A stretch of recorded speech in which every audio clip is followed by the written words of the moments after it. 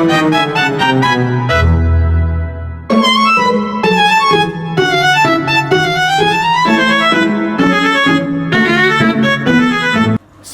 warahmatullahi wabarakatuh. Saya Halila Azahra. Di sini saya akan membahas tentang pembahasan makalah bab 3, yakni tentang media bahan cetak. Media bahan cetak. Nah, sebelum itu apa sih media bahan cetak itu? Media bahan cetak itu merupakan media yang dimana dia dicetak dengan segala bentuk, kayak seperti publikasi gitu, sebagai dokumen atau sebuah catatan yang dimana berupa contohnya seperti majalah, kemudian pamflet, buku, foto, dan lain-lainnya. Nah, media cetak ini dengan disebut istilahnya agak umumnya itu sering digunakan untuk mengacu pada media yang menyebarkan barang cetakan. Nah, dalam kehidupan sehari-hari kita biasanya disebut media cetak sebagai industri yang berkaitan dengan pencetakan dan sebagian besar dengan distribusi berita melalui jaringan media seperti koran, jurnal, LKS, dan lain-lainnya. Nah, bahan cetak ini ada dua jenis, yakni bahan cetak teks bahan cetak teks dan juga visual. Nah, bahan cetak teks ini apa sih gitu kan? Nah, bahan cetak teks ini seperti verbal. Nah, bahan cetak teks ini merupakan bahan yang dimana dia ditulis dalam bentuk kata-kata, kalimat, dan paragraf. Nah, kemudian bahan ini biasanya memuat uraian konsep, penjelasan, teori, serta narasi yang mendalam mengenai satu topik. Nah, biasanya itu seperti LKS ya. Nah, LKS itu kan di dalamnya ada pengertian, ada ini, kemudian ada latihan soal kayak gitu-gitu ya. Nah, bahan teks dapat dibaca dan dianalisis dan dapat digunakan sebagai sumber utama dalam proses pembelajaran. Dan juga karena mengandung pengetahuan yang disusun secara logis dan juga sistematis. Nah, seperti contohnya tadi LKS itu. Mengapa LKS bisa dikatakan bahan secara teks atau verbal? Dikarenakan dia meliputi semua hal gitu kan. Yang kedua, jenis yang kedua yakni bahan visual. Nah, bahan visual ini merupakan bahan cetak yang lebih menekankan pada unsur visualnya. Kemudian kayak seperti gambar, terus grafik, ya kan, infografis. Nah, kayak gitu-gitu itu. Nah, biasanya teknologi visual ini dirancang untuk merangsang indera penglihatan yang suka secara visual, secara penglihatan, secara suka yang bergambar-gambar. Nah, biasanya bahan atau jenis bahan visual ini sangat relatif buat siswa-siswa yang mungkin suka melihat secara gambaran. Nah, begitu. Nah, di sisi bahan visual ini di sini konsepnya itu bersifat abstrak dan juga kompleks melalui representasi visual yang lebih konkret. Biasanya kita presentasi nih PPT, terus kita lihat di video YouTube ya. Di situ kita bisa melihat gitu kan. Kita bisa melihat bahan visualnya untuk para siswa gitu. Nah, itu dua bahan jenis dari bahan cetak. Kemudian bagaimana pengembangan bahan cetak? Nah, pengembangan bahan ajar atau pengembangan bahan ajar cetak ini merupakan proses ya penyusunan yang dimana produksi bahan ajarnya yang dihitungkan dalam bentuk cetaknya. Nah, proses ini memerlu beberapa unsur atau beberapa tahap yang utama gitu kan. Yang pertama, analisis. Nah, analisis ini biasanya mencakup identifikasi, standar kompetisi atau SK, dan juga kompetisi dasar KD. Kemudian yang kedua, desainnya, yaitu dengan penyusunannya sistematika, kemudian isinya dengan bantuan peta konsep atau mind mapping gitu kan. Terus pengumpulan referensi dan berbagai sumber-sumbernya yang lain. Nah, terus yang ketiga, tahap yang ketiga ini biasanya kita gunakan untuk sebagai perbaikan, yakni evaluasi dan revisi, yang dimana di dalamnya dilakukan dengan proofreading untuk memperbaiki kesalahan ya dan revisinya, kemudian berdasarkan masukan dari pihak lain. Nah, pada tahap ini biasanya aspek isi bahasa dan tampilan itu juga dievaluasi, karena biasanya kalau semisal tampilan terus isinya nggak sesuai atau nggak konkret atau nggak bisa dimasukkan untuk ke siswa, biasanya akan dievaluasi agar menjadi baik ke depannya. Kemudian tahap yang terakhir yaitu tahap diseminasi, yaitu tahap publikasi bahan ajar melalui lembaga penerbit serta penyebarluasan kepada para pengguna yang membutuhkan. Nah, biasanya LKS, terus buku paket, nah kayak gitu-gitu kan sebelumnya kan pasti akan melalui tahap ini. Tahap yang dimana 4 tahap yang utama ini untuk agar LKS atau buku yang digunakan ini agar lebih bagus isinya, agar lebih bisa mudah dipahami dan bobot bahasa, bobot latihan soal itu bisa disesuaikan dengan standar kualitas yang dibutuhkan begitu. Nah, ada juga nih di pengembangan bahan cetak itu ada beberapa contohnya. Yang pertama buku teks. Nah, buku teks ini biasanya panduan belajar yang disusun secara khusus untuk mendukung proses pembelajaran dalam mata pelajaran atau kuliah tertentu. Nah, buku ini biasanya memuat konten yang dimana harus dipelajari dalam jangka waktu tertentu sesuai kurikulum yang berlaku. Nah, selain buku teks, terdapat juga jenis-jenis lainnya. Contohnya, buku referensi yang ditulis berdasarkan kajian ilmiah dan penelitian mendalam, serta buku-buku non-akademik seperti novel, ya kan? Terus ensiklopedia, biografi, kitab-kitab, ya seperti itu. Terus kemudian selain buku teks juga ada modul pembelajaran. Nah, biasanya modul pembelajaran ini adalah merupakan satuan kecil yang dimana ada proses pembelajaran yang memungkinkan peserta didik belajar secara mandiri tanpa kehadiran langsung pendidik. Jadi modul pembelajaran ini seperti soal-soal yang diberikan gitu kan secara teks biasanya. Nah, biasanya melalui kegiatan belajar yang dijelaskan dan sistematis ini, modul bisa berbentuk cetak maupun digital serta dapat digunakan dalam sistem pembelajaran daring maupun tatap muka. Nah, biasanya kalau misal tatap muka biasanya kita dikerjakan di kelas ya. Di kelas suruh ngerjain. Nah, kalau misal daring biasanya kita disuruh nih, teman-teman kerjakan halaman sekian-sekian. Nah, di situ modul pembelajaran itu seperti LKS ya, latihan soal seperti itu.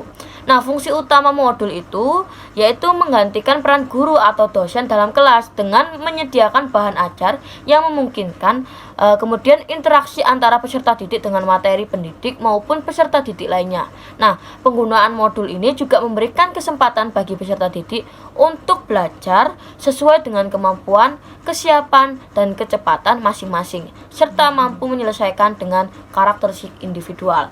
Jadi fungsi utama modul ini adalah buat belajar para siswa sebagai pengganti apabila dosen atau guru tidak bisa hadir pada kelas tersebut. Apabila terjadinya tidak bisanya masuk ke dalam kelas, nah modul ini sebagai fungsi utama agar siswa bisa tetap belajar dan juga tetap bisa mandiri untuk belajar dan bisa memahami apa-apa yang mungkin nanti dibahas secara online maupun offline seperti itu. Nah, kemudian yang ketiga ada lembar kerja. Nah, lembar kerja ini biasanya seperti LKS ya, terus itu LKM, sama seperti modul ajar, mungkin bedanya secara sistematis atau konkretnya secara kegunaannya aja gitu kan. Nah, lembar kerja ini biasanya secara LKS. Nah, LKS ini kan biasanya perbanyak soal-soal kan, persedikit atau isinya itu ringkas tapi padat, atau topiknya itu pembahasan pembelajaran itu sangat-sangat padat dan dia sangat-sangat jelas, ringan juga bahasanya. Nah, handout. Nah, yang keempat ini ada handout. Handout adalah bahan pembelajaran cetak yang ringkas dan padat, berisi peta konsep, skema, dan juga ikhtisar, produksi kerja dan contoh penempatan praktis. Nah, handout ini biasanya disusun untuk membantu siswa memahami materi dengan cepat dan efisien. Biasanya handout ini adalah kumpulan materi yang dimana udah ada kumpulan yang secara singkat. Nah, handout ini biasanya kayak handbook ya. Kita contoh aja satu buku ya. Kemana saya beli buku apa ya? Lupa ya. Judulnya tuh lupa. Dia itu tentang IPA, tapi dia handout. Dia sudah banyak. Dia tuh nggak besar, nggak kecil banget, nggak besar banget. Dia itu banyak sekali pembahasan yang mungkin lebih ringkas daripada LKS, modul ajar, artikel, terus paket dan lain-lainnya. Nah, yang terakhir artikel, surat kabar, poster dan juga komik. Nah, di 4 ini sebenarnya berbeda-beda, tapi tujuannya sama. Artikel dia adalah mewakili berbagai karya tulis ilmiah seperti makalah, jurnal, kayak gitu-gitu, manuskrip dan lain-lainnya. Nah, biasanya artikel ini bisa digunakan untuk para mahasiswa untuk belajar dan memulai tulisan yang disusun untuk penelitian, ya, kajian ilmiah gitu. Nah, kalau surat kabar ini memberikan informan-informan atau informasi kepada informan-informan yang membutuhkan. Poster juga, komik juga tujuannya sama sebenarnya, untuk mempermudah, ya, bahan cetak ini sebenarnya untuk mempermudah, untuk agar para pembaca itu bisa memahami apa yang dibahas pada saat itu. Nah, selanjutnya pembahasan untuk bab ke-6 ya. Pembahasan yang ke-6, bab 6, yakni tentang visual, media visual. Nah, tentang belajar melalui media visual. Sebelumnya kita belajar tentang melalui bahan cetak. Sekarang kita media visual. Nah, media visual ini ada 3 pembahasannya mungkin saya bahas. Yang pertama, apa sih konsep dan yang dimaksud dalam visual dalam pembelajaran. Kemudian, apa saja sih ragam media visual. Dan yang terakhir mungkin yang akan dibahas yaitu apa sih maksud dari peranti lunak teknologi visual. Nah, kayak gitu-gitu mungkin kita bahas. Yang pertama, apa sih visual dalam pembelajaran gitu kan. Nah, pengertian visual sendiri yakni merupakan cara komunikasi ya tanpa menggunakan kata-kata. Biasanya menggunakan gambar, simbol, warna atau bentuk. Nah, menurut beberapa ahli juga, visual ini termasuk media yang bersifat 2 dimensi. Yang pertama, untuk menyampaikan pesan kepada pelajar, dan juga media visual ini bisa menyampaikan kepada siswa-siswa itu agar lebih mudah kayak gitu. Nah, ada pula berpendapat lain seperti pendengaran dan sentuhan sehingga disebut media campuran. Jadi media visual ini dikatakan media campuran itu dikarenakan yang pertama, media visual ini bisa disentuh ya, terus bisa didengarkan dan bisa dilihat. Contoh kayak YouTube. Nah, kayak gitu-gitu YouTube. Terus habis itu ada lagi PPT. Nah, biasanya kayak gitu-gitu adalah konsep visual. Nah, dari visual sendiri dia juga bisa dikatakan peran visual itu lebih banyak untuk zaman-zaman sekarang, dikarenakan beberapa guru mengatakan bahwasannya media visual ini sangat cocok untuk anak-anak zaman sekarang ya, dikarenakan anak-anak zaman sekarang itu lebih suka untuk melihat sambil mendengar. Antusias siswa kepada guru terkait bagaimana cara guru menyampaikan ya, apalagi tentang visual. Biasanya guru-guru menggunakan media visual agar pembelajaran pada siswa juga lebih efisien juga efektif. Nah, di media visual ini juga tentang media visual ini adalah media yang dimana dibuat belajar atau dibuat bentuk pembelajaran secara visualis dan juga secara sistematis.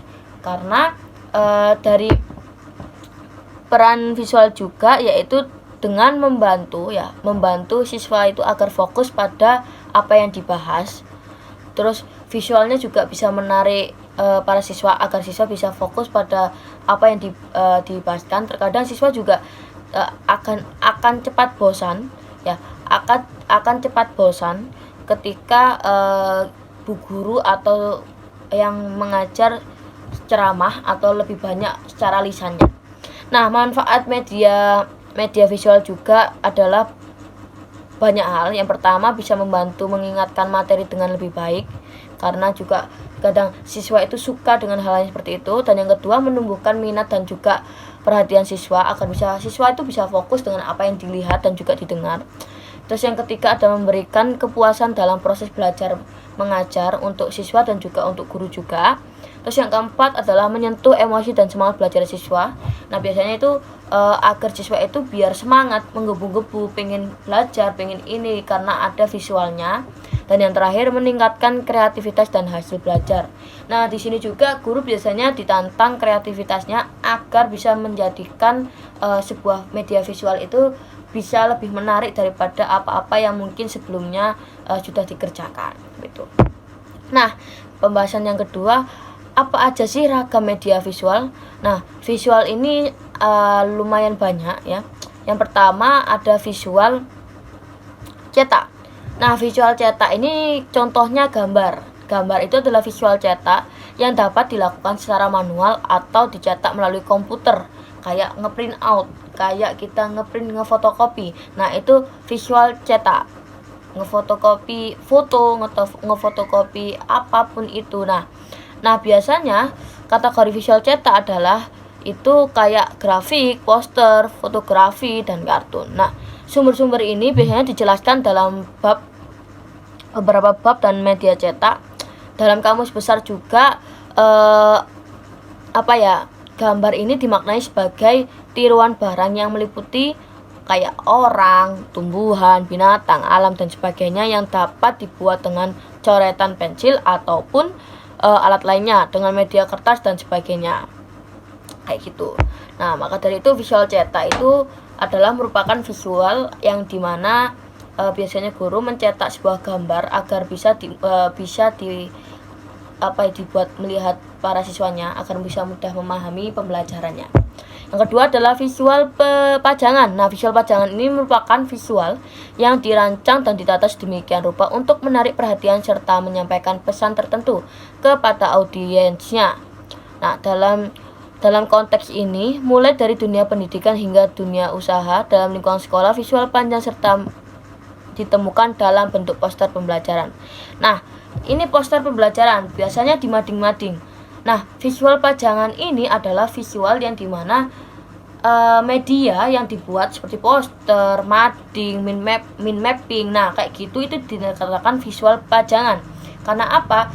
Itu kita buat dan akhirnya para siswa melihat, dipajang terus, dibuat belajar. Nah, itu namanya media visual pajangan. Kemudian visual proyeksi. Nah, visual proyeksi adalah bahan visual yang disajikan melalui layar atau screen dengan menggunakan media tertentu seperti UHP dan juga LCD proyektor yang biasanya dihubungkan dengan film, televisi, dan komputer, laptop, dan lain-lainnya. Nah, visual proyeksi ini kayak LCD ya. Kita mau presentasi nih untuk mahasiswa atau anak SMA ingin melestarikan suatu hal pakai LCD, dan sudah keluar akhirnya kita bisa menjelaskan. Nah, itu namanya visual proyeksi.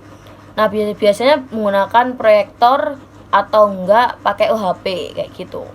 Nah, mungkin itu ragam-ragam media visual. Kemudian yang terakhir kita adalah membahas tentang peranti lunak untuk pengembangan teknologi. Peranti lunak itu apa sih? Nah, peranti lunak adalah perangkat lunak atau software adalah suatu kumpulan program, data, dan juga instruksi yang dirancang untuk melakukan tugas tertentu pada komputer atau perangkat elektronik. Nah, perangkat lunak dapat berupa aplikasi atau program yang berfungsi sebagai perantara antara pengguna dan juga perangkat keras atau hardware. Nah, secara umum perangkat lunak dibedakan menjadi dua jenis. Ada yaitu perangkat lunak sistem software, dan juga perangkat lunak aplikasi atau application software. Nah, biasanya perangkat lunak itu berfungsi sebagai pengatur atau pengendali sistem dan menyediakan layanan yang dibutuhkan oleh aplikasi. Nah, contoh nih perangkat lunaknya seperti operasi atau operating system, kemudian driver perangkat keras, dan juga sistem manajemen database. Biasanya di laptop-laptop ada ini, bisa dicek. Kemudian sementara itu perangkat lunak itu perangkat lunak aplikasi adalah program yang dirancang untuk membantu penggunaan melakukan tugas tertentu seperti pemrosesan kata atau word processing, kemudian pengelolaan data, spreadsheet, dan juga grafik atau graphic design. Nah, dari sini perangkat lunak ini bisa dibagi menjadi dua macam. Pertama, perangkat atau peranti lunak berjejaring dan juga perangkat lunak offline. Nah, yang berjejaring ini apa sih gitu kan? Nah, yang berjejaring ini jenis perangkat lunak yang dimana mengandalkan kondisi internet untuk beroperasi dan juga berkomunikasi dengan sistem lain melalui jaringan. Perangkat lunak ini dapat berbagi perangkat tanpa perlu instalasi secara lokal. Contoh nih, ada kita real time atau perangkat lunak yang perangkat lunak yang berjejaring kayak gitu. Terus kita berbasis cloud ya, kita menyimpan suatu hal atau di Google Drive atau di Microsoft. Nah, kayak gitu itu namanya berjejaring. Dia memberikan suatu sistem tanpa harus menggunakan atau memindahkan. Nah, itu secara wireless, secara tanpa harus menyentuh, dia bisa. Kemudian yang kedua ada perangkat lunak offline. Nah, perangkat lunak offline ini apa sih, kok ada lagi perangkat lunak offline yang sebelumnya perangkat lunak berjejaring gitu kan. Nah, perangkat lunak offline ini adalah perangkat aplikasi yang diinstal dalam berjalan langsung di perangkat penggunaan tanpa tergantung pada koneksi internet. Perangkat lunak ini sering digunakan dalam situasi di mana akses jaring tidak dapat diandalkan atau tidak dapat digunakan. Nah, contohnya ada Microsoft Office versi desktop. Kemudian ada Adobe Photoshop dan juga berbagai aplikasi lainnya yang berfungsi secara mandiri. Nah, perangkat lunak offline ini menawarkan kecepatan akses data yang lebih cepat dan stabil saat digunakan serta tidak mengalami gangguan akibat masalah jaringan. Nah, perangkat lunak offline ini seperti desktop ya, dia tanpa jaringan bisa menyalur atau bisa menghubungi tanpa harus adanya data. Kalau sebelumnya yang berjejaring kan masih ada data, tapi dia bisa memindahkan di file-filenya di tempat lain kayak gitu. Nah, kalau yang offline ini dia harus benar-benar tidak ada data, tapi dia masih bisa Microsoft. Kalau kita pakai Microsoft Word tapi pakai desktop, itu kalau kita menyimpan itu masih bisa. Tapi ketika kita mau buka suatu hal yang mungkin bersangkut pautan untuk kita mengunduh yang lebih berat atau mengunduh software yang hardware atau software kayak gitu-gitu, dia pasti akan membutuhkan proses lunak yang berjejaring. Nah, mungkin itu pembahasan bab 6 ya dari saya. Terima kasih. Di sini saya akan menjelaskan materi bab 9 dan 10. Yang pertama bab 9 terlebih dahulu yang berjudul Blended Learning. Blended Learning merupakan pembelajaran tatap muka dengan pembelajaran online. Tujuannya adalah untuk mengoptimalkan proses belajar melalui kombinasi interaksi langsung dan penggunaan teknologi digital. Dalam Blended Learning, guru berperan sebagai perancang pengalaman belajar. Guru memilih dan menyusun sumber belajar dari berbagai format agar bisa digunakan secara tatap muka dan online. Ada 4 jenis sumber belajar blended learning, yaitu yang pertama sumber belajar cetak seperti buku, lembar kerja, modul, dan lain-lain. Yang kedua sumber digital seperti podcast, kuis online. Yang ketiga sumber daring terbuka seperti Magic Open Online Course, jurnal. Yang keempat media sosial edukatif seperti Google Classroom, Edmodo, dan Discord. Adapun desain bahan pembelajaran blended. Yang pertama struktur bahan pembelajaran cetak.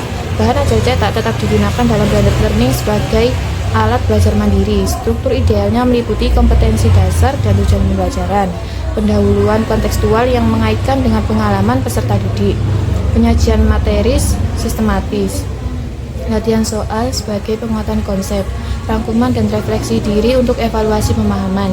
Yang kedua, konten bahan cetak. Konten harus bersifat kontekstual, aplikatif, dan bermakna. Konten juga didukung visual seperti diagram, studi kasus, tabel, dan kutipan yang mendorong eksplorasi lebih lanjut. Yang ketiga, integrasi bahan non-cetak tidak hanya sebagai pelengkap saja, tetapi integrasi bahan-bahan ini harus dilakukan secara strategis. Misalnya, video demonstrasi konsep fisika bisa diberikan sebelum pertemuan tatap muka agar siswa datang dengan bekal pengetahuan awal. Selanjutnya, saya akan menjelaskan materi bab 10 yang berjudul Pembelajaran Jarak Jauh berbasis Teknologi Informasi dan Komunikasi. Pembelajaran jarak jauh atau PJJ berbasis TIK adalah sistem pembelajaran yang dilakukan tanpa tatap muka langsung antara guru dan siswa, dengan dukungan teknologi seperti LMS, video conference, email, dan konten digital. Prosesnya bisa dilakukan secara sinkron atau langsung maupun asinkron atau tertunda. Karakteristik PJJ ini meliputi komunikasi dua arah lewat teknologi, materi ajar digital, pembelajaran mandiri, dan evaluasi yang dilakukan secara daring. Manfaat dari PJJ berbasis TIK antara lain memperluas akses pendidikan hingga ke daerah terpencil, memberikan fleksibilitas waktu belajar, menghemat biaya operasional, meningkatkan literasi teknologi, serta menumbuhkan kemandirian dan disiplin belajar bagi peserta didik. Namun, implementasinya menghadapi berbagai tantangan, beberapa di antaranya adalah kesenjangan infrastruktur dan akses internet, keterbatasan kemampuan teknologi dari guru dan siswa, menurunnya motivasi belajar akibat kurangnya interaksi langsung, kurangnya materi yang sesuai secara digital, serta kesulitan dalam sistem evaluasi dan potensi kecurangan. Untuk mengatasi tantangan ini, strategi yang disarankan meliputi peningkatan infrastruktur digital, pelatihan guru dan siswa, pengembangan konten pembelajaran digital yang interaktif dan kontekstual, penerapan model blended learning atau kombinasi online dan tatap muka, serta kebijakan pemerintah yang mendukung integrasi TIK dalam pendidikan. Sekian dari saya mohon maaf bila ada salah kata. Wassalamualaikum warahmatullahi wabarakatuh.